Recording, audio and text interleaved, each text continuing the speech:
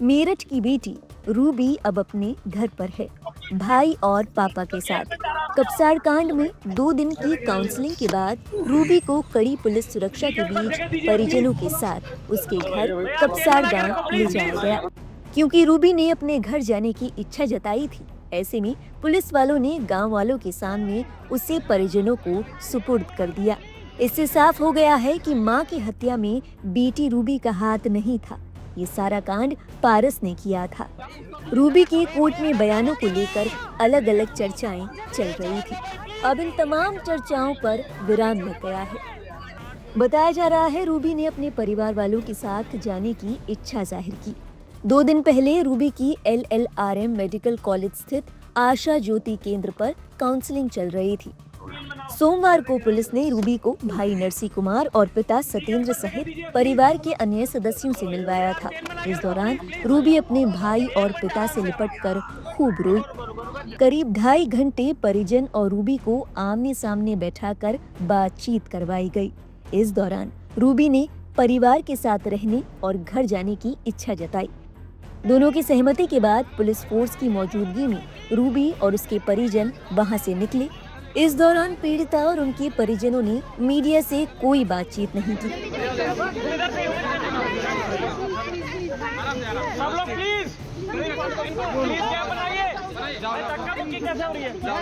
Ruby मुंह पर shawl लपेटे पुलिस की सुरक्षा में आशा ज्योति केंद्र से बाहर निकली।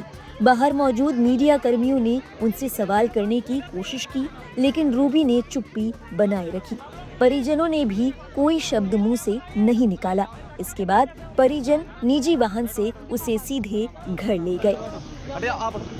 प्लीज सारे लोग क्या बनाइए, आराम से भाई, एकदम प्लीज। 1 मिनट बेटा,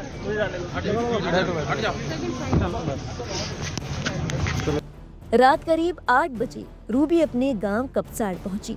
वहां बड़ी संख्या में ग्रामीण रूबी को देखने के लिए पहुंच गए, लेकिन पुलिस फोर्स ने ग्रामीणों को उनके घर के आसपास नहीं आने दिया। इसी बीच मीडिया को भी उस इलाके में एंट्री नहीं दी गई। लिखा पढ़ी के बाद CO सरधना आशुतोष कुमार ने रूबी को परिजनों के सुपुर्द कर दिया। आपको बता दें कि 8 जनवरी को कपसाड़ गांव में रूबी की मां सुनीता की हत्या कर युवक पारस सोम ने रूबी का अपहरण कर लिया था। पुलिस ने 1 दिन पहले हरिद्वार के पास से पारस सोम को गिरफ्तार कर रूबी को उसके कब्जे से बरामद किया था। कोर्ट में बयान दर्ज होने के बाद रविवार को रूबी को आशा ज्योति केंद्र भेजा गया था और अब रूबी की इच्छा के मुताबिक उसे घर वालों को सौंप दिया गया है।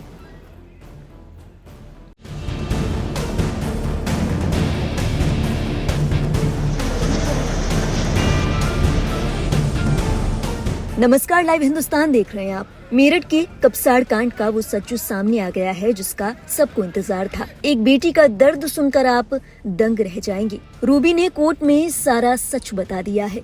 मेरठ की बेटी के साथ 60 घंटे क्या हुआ, उस पर क्या गुजरी, चलिए आपको बताते हैं। जिस माँ को उसकी आंखों के सामने काट दिया गया, 4 दिन बाद अब वो दर्द फूट पड़ा। रविवार को जब आशा ज्योति केंद्र में परिवार और रूबी की मुलाकात हुई, परिवार को देखते ही रूबी खुद को संभाल नहीं पाई। पिता से लिपटकर काफी देर तक रोती रही। पिता ने कांपती हुई आवाज में बस एक ही सवाल पूछा, मेरी बच्ची, तुझे तो कोई नुकसान नहीं पहुंचाया?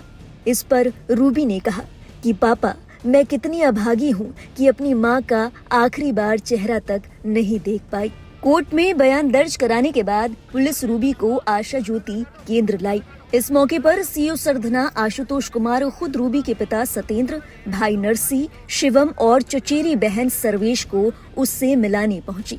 इस दौरान पिता, भाई और बहन सबकी आंखें नम थी। आइए आपको बताते हैं कि परिजनों से रूबी ने बात करते हुए इस घटना के बारे में क्या कुछ बताया। रूबी ने कहा, मैं अपनी दोनों सहेलियों के साथ गन्ना छिलने पिता के पास जा रही थी और मेरी माँ सुनीता भी पीछे पीछे आ रही थी।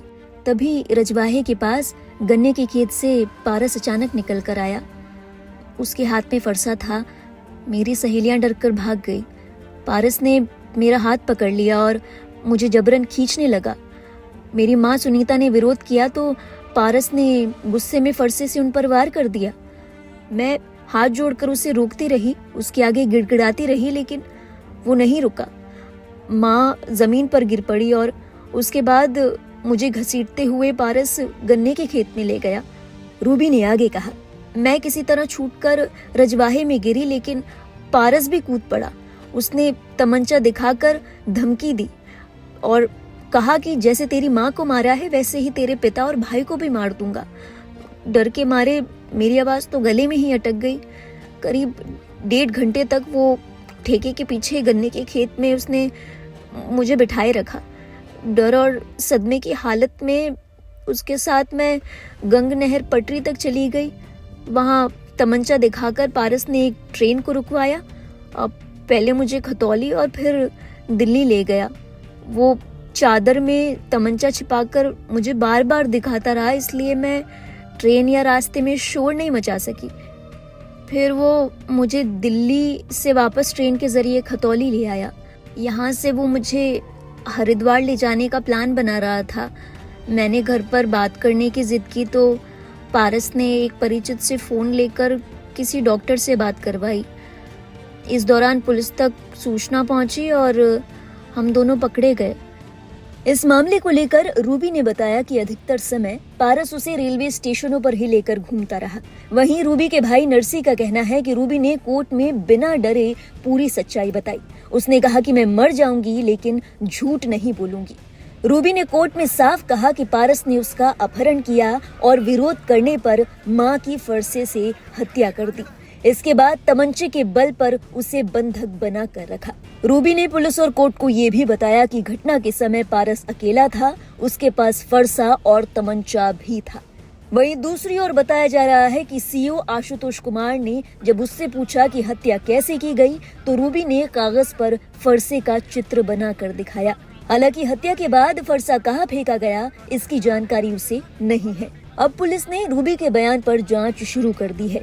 बता दें, इस मामले पर नगीना सांसद चंद्रशेखर आजाद दलित परिवार के साथ खड़े दिखाई दिए।